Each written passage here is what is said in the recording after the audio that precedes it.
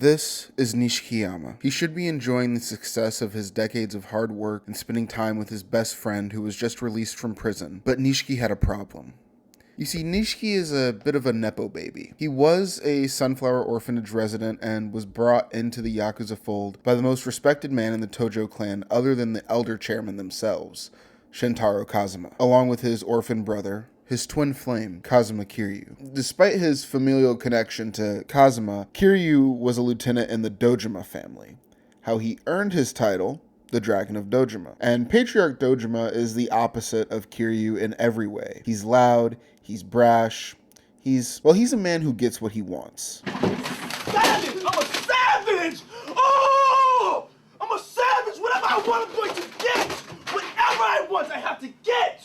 One fateful night in 1995, Dojima decides to take things a step too far, kidnapping a hostess that Nishkiyama knows Kiryu is infatuated with. Not that that matters so much, but it is important. No time to wait for the dragon to arrive. Nishiki takes initiative and confronts Dojima, ultimately popping him in the head one time. With the one time on their way, Kiryu arrives and demands Nishiki flee the scene. Kiryu thinks it's more important that Nishkiyama spend time trying to help his sister and being with her as she's in the hospital. Even though Nishkiyama avoids jail time, the moment he steps through the threshold to escape, he's locked himself into a prison that will eventually become his tomb. Welcome back to the channel. If you're new here, I'm Hazy Hezzy, and I'm finally talking about Yakuza games again, so subscribe if you want me to keep doing that. Nishki. The butt of many a meme, he gets a bad rap, and considering how many people only end up playing Yakuza 0, what Nishiki becomes and what he represents for the series as a whole can easily be overlooked. If I had to pick one theme that encapsulated the entirety of the Yakuza franchise, it would be power. Power runs everything, from the underworld to the highest levels of government. I talk about something I call the power paradox a few times on this channel. It boils down to those who are most capable of wielding power are often the least deserving of that power, and those who deserve that power the most are often the least suited for the position, if not outright refusing it. It's rare that one deemed deserving of power holds on to it throughout this entire series, at least for very long. Nishiki is both undeserving and incapable, so he commands no respect. He has no riz, so when power is thrusted upon him, he immediately folds. 1 year after the incident, Nishiki is given his own family. No one respects him though. In fact, the only reason he was made captain was so that Kiryu would have somewhere to go that wouldn't reflect poorly on Kazuma-san. だけお前には期待してるっていうことだ。それに、桐生のこともある。え、桐生がどうかしたんですか？あんなことになっちまったとはいえ、いつか桐生がシャバに出てくる日が来る。体裁上破門ということになっちゃいるが、絶縁じゃねえ。復帰の目もあるだろう。だが、親殺しのあいつを風間組で引き取るわけにはいかん。だから、お前が桐生の受け皿になってやれ。俺が桐生の？そうだ。Even though he's gifted his own family afterwards, things don't get much better. Nishikiyama's sister is in a coma and in desperate need of a heart transplant.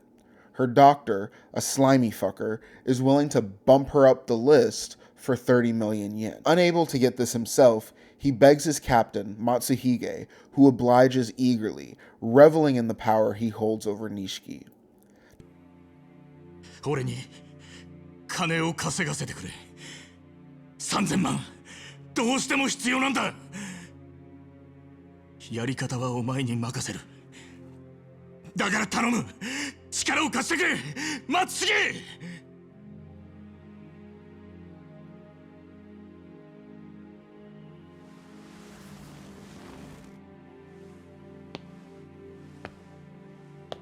やり方は俺に任せる。あんた、そう言ったな。はあ。初めからそうやって頭下げりゃよかったんだ。ねえ。ほんじゃ、これからは仲良くやりましょうや。組長さん。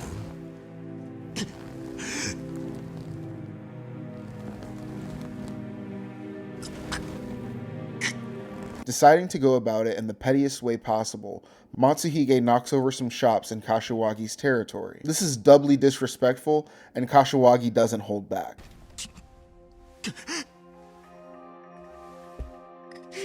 てめえ、恩をあだで返す気か。すいません、本当にすいません。この詫びは縁故でも連れて。いらねえよ。 It's not the beating that hurts the most though. It's when he says this. 今回だけは不問にしといてやる。次はねえからな。ありがとうございます。ありがとうございます。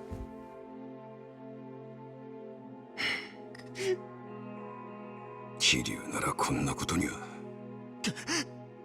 Even though Nishiki may be strong enough to dust himself off and find a way to continue after all of this embarrassment, when his sister dies, it breaks him. In reality, it was his own inability to wrangle the power that he had been given which led to her death. Nishiki was given the best men from the Kazuma family, a mistake in its own right, as the men felt they had been looked over. These were top earners for their family, and Nishiki getting his own family ahead of them made little sense in terms of the numbers, despite being perfect for the politics. Matsuhige was able to hold the money they earned over his head to replace him as a figurehead of his own family, similar to Mitsuru Matsugane. By the way, why does Nishiki even need this money? He's a Tojo clan patriarch. It really doesn't matter whose hospital it is. Go take some pictures of his house and show him you know when his kids get home from school. Not that I'm condoning violence, but I mean, you didn't even try to do it without paying him. What kind of criminal are you? Nishikiyama's failures get even worse when his captain returns with the rest of the cash. He presents the money and tells Nishikiyama he got it from a doctor that paid off his gambling debts. Money that was already listed in their ledger that I guess Nishiki never bothered to read. ご苦労だった。おいおい、もっと感謝してみせろよ。今日の分だけであんたの欲しがってた金額はクリアできてんだぜ。そうか。恩に着る。そうそう、初めからそう言えよ。ま、今日はでかい取り立てが久々にできたんだ。組長さん、あんたラッキーだぜ。ま、借金まみれでギャンブル狂いの医者にも感謝した方がいいな。医者？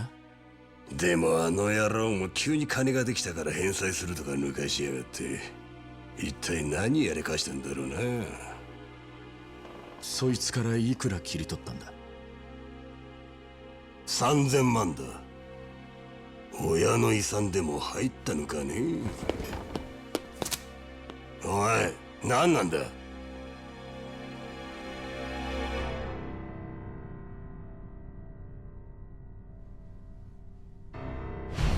？3000万用意できますか？ It's clear these men have no interest in seeing the family fail, or even Nishikiyama for that matter. I mean, the guy does bring back the money. It's not like he knew who the doctor was. So what does Nishikiyama do? He runs. He runs to the hospital. The doctor, his sister's doctor, gone. His office cleared out. And the last the nurses saw, he was hurried and didn't even bother to say goodnight. Nishiki's only hope for saving his sister had just vanished. 逃げるように出て行ったっきり連絡もつかなくて、何かあったんですか？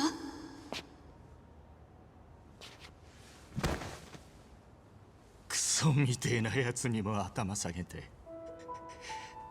死ぬ気で金を用意したってのに、今までの時間は一体何だったんだ。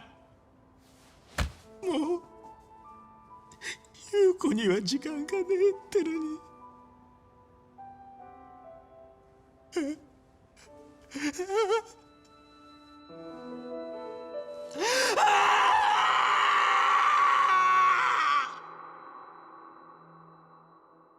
He returns to the office, ready to sewer slide and beat his sister to the other side, but then Matsuhige comes back. Still upset about him running off and the general disrespect that he feels that Nishiki deserves, he starts laying into him and mouthing off. おいこら聞いてんのか。こっちがせっかく動いてやるって言ってんだぞ。てめえいい加減にしとけよ。返事もできねえのか。あのな、おめえはどこまでヘタレなんだよ。たくまだ連れのキリヌが根性あったぜ。ま、奴がやっちまったことはまずいっちゃまずいとしても、キリはAnd Nishkiyama kills him.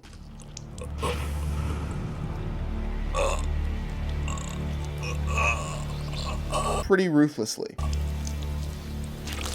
He's had enough. 誰がヘタレだって？誰が桐生よりも根性がないんだって？ It's a real carry situation, and body juice gets everywhere. He runs it through his hair and everything. But this is Nishikiyama's metamorphosis moment. And after claiming his power, he makes his victory speech.